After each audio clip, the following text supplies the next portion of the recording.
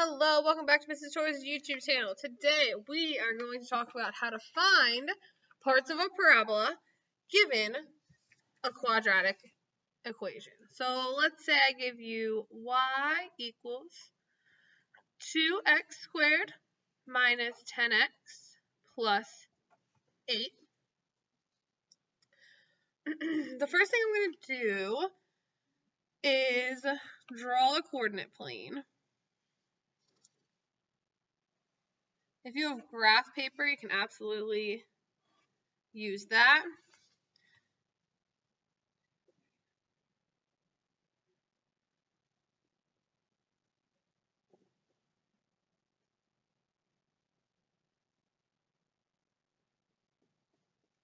All right, that should be enough.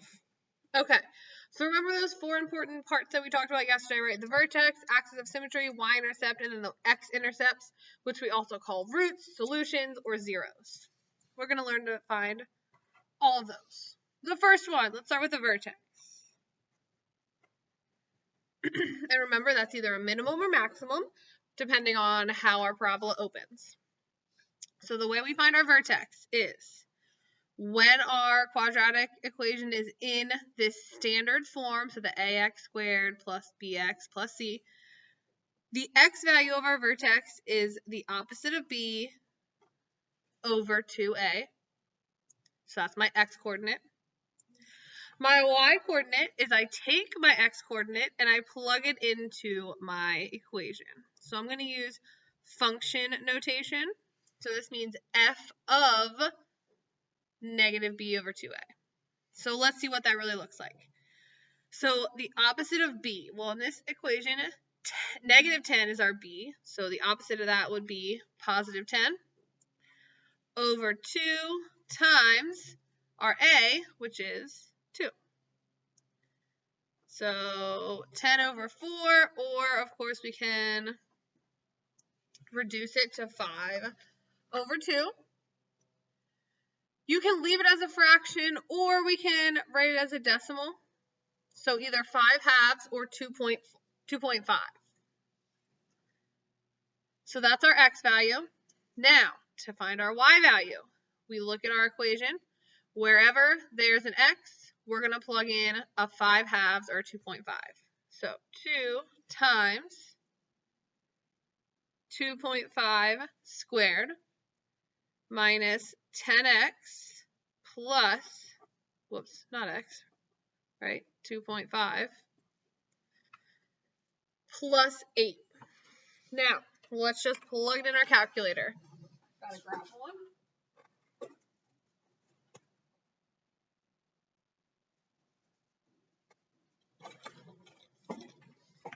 All right, here we go. We're going to type it in exactly how it is here. So 2 parentheses 2.5 squared, don't forget that squared part, minus 10 times 2.5 plus 8. And it should spit out negative 4.5, or we could put it as a fraction, right? Math frac, negative 9 halves. So negative 9 halves or negative 4.5. When we're graphing, it's definitely easier to have decimals, but however you give me the vertex is fine. So my vertex is 2.5, negative 4.5. So let's go ahead and graph it. I'm going to use red for that. So 2.5, 1, 2, 3, 4.5. Wait, 1, 2. So it's about there.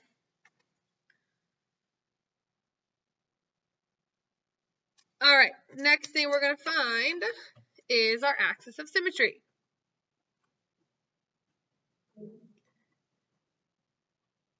Remember, our axis of symmetry is that vertical line through my vertex. The equation for a vertical line is always x equals a number, and it's always going to be the x value of our vertex. So x equals 2.5, or if you want to use fractions, x equals 5 halves. And that's the equation of this line that I drew here. And you'll see why this is important in 1 second. The third thing we're going to find is the y-intercept. Now, if you think back to linear equations, right, when we graphed those, the y-intercept was where our graph hits the y-axis. Same thing here. And of course, that happens when x equals 0. So we're going to take our quadratic formula, or our equation here, plug in 0 for x. So 2 times 0 squared minus 10 times 0 plus 8. Now, we can plug it in our calculator. However, I know this is just going to be 0, and this is just going to be 0. So really all I'm left with is 8. So my y-intercept is 0, 8. And that's going to be true for every quadratic equation when it's in this standard form. Because if this is 0, it just becomes 0. If this is 0, this becomes 0. And all you're really left with is your c value. So let's graph that. 0, 8, 1, 2, 3, 4, 5, 6, 7, 8. Let me extend my axis of symmetry because we're going to use it here in a second. Okay. Now, before we find the x-intercept, I want to use the point that we have and the axis of symmetry to graph a point on this side of our axis of symmetry.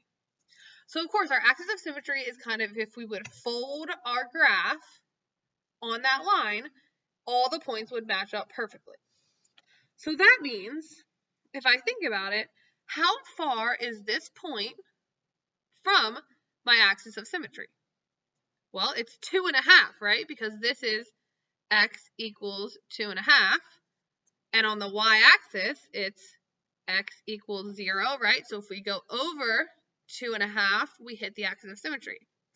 That means if we start at the axis of symmetry and we go over 2.5 more, there's a point there. Because when I fold them over, those two would hit perfectly. So really that's going to be at 5. So about there. Of course, my graph is not perfect because I don't have graph paper. So we know we've got a point over there. And when we would fold this, right, these two would be on top of each other.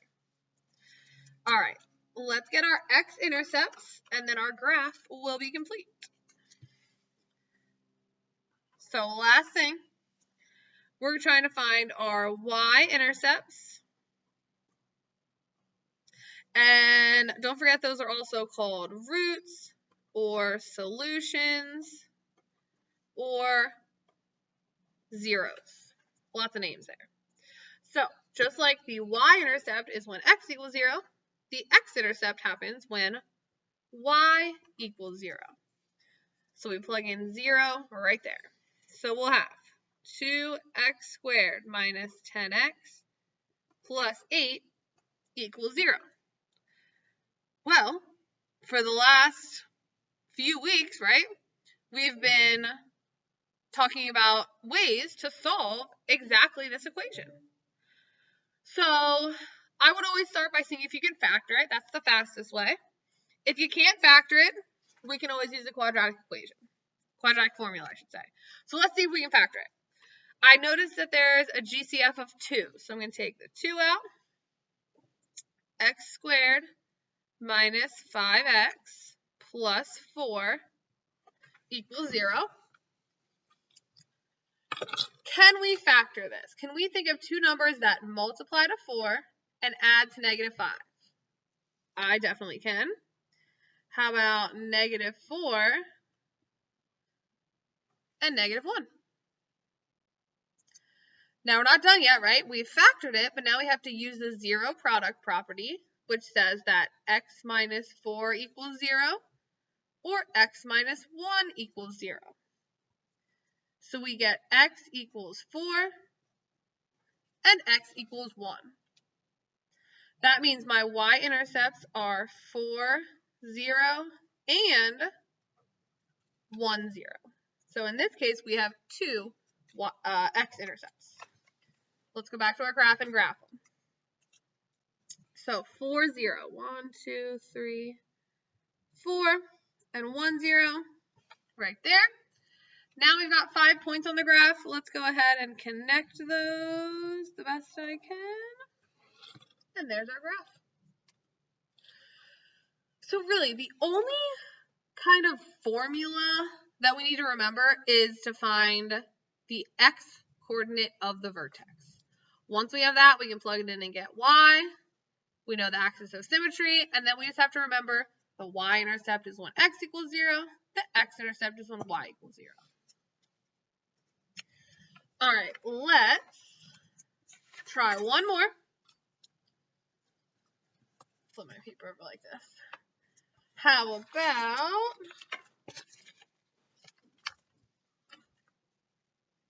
y equals negative x squared minus 2x minus 2.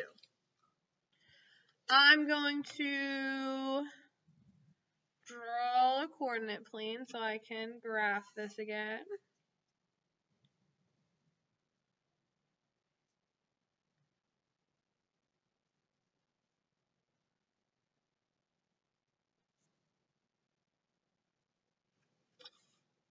All right. When I do this, I'm going to kind of keep it organized. I'm going to put my vertex here, my axis of symmetry here, my y-intercept, and my x-intercept, and then I'll kind of do my work down here. So let's start with the vertex. The vertex, we know we need the opposite of b over 2a. So in this case, b is negative 2, so the opposite of that is positive 2, over 2 times a. Remember, when we have no coefficient, it's really a 1, so that'd be negative 1. So 2 over negative 2. If we divide that, that's going to give me negative 1. Now, let's plug it in and find our y value. So we've got negative 1, whoops, sorry, the opposite of negative 1 squared. It's really important to keep that opposite out there. Minus 2 times negative 1 minus 2 equals 0. Let's plug it in.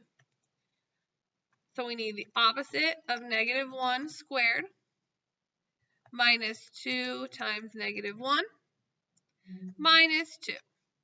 That gives us negative 1. Oops, shouldn't have put that. Negative 1. There we go.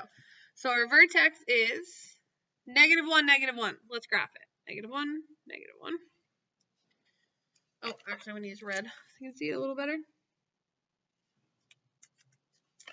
All right, now, axis of symmetry, we know it's just going to be x equals our x value.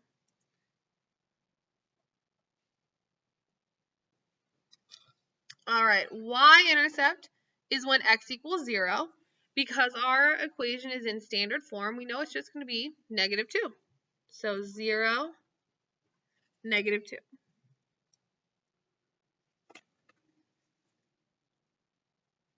When I graph the y-intercept, I'm also going to use the axis of symmetry to graph a point on the other side of my parabola. So right here, we're 1 away from our axis of symmetry, so we need to go 1 more to the left, and there's a point there.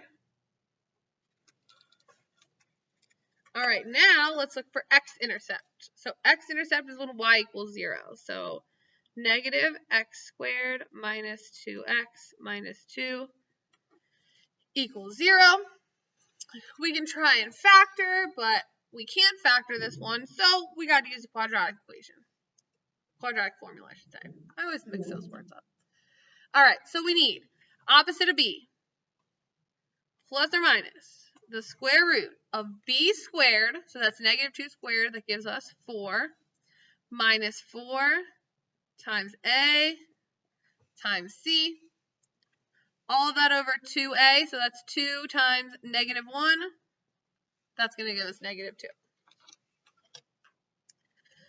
All right, so let's find just the number underneath our square root. So 4 minus 4 times negative 1 times negative 2.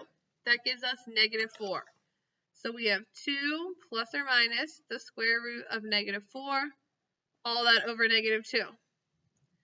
So we have a negative under the square root, right? That means my x-intercepts are imaginary numbers. So 2 plus or minus 2i over negative 2. Now let's think about what that means on our graph. The Cartesian plane, these are all real numbers. There's no imaginary numbers on here to graph. So what that means, because our x-intercepts are imaginary, that means we actually have no x-intercepts. And you're thinking, well, how is that even possible? Well, our vertex is here, and our parabola opens down.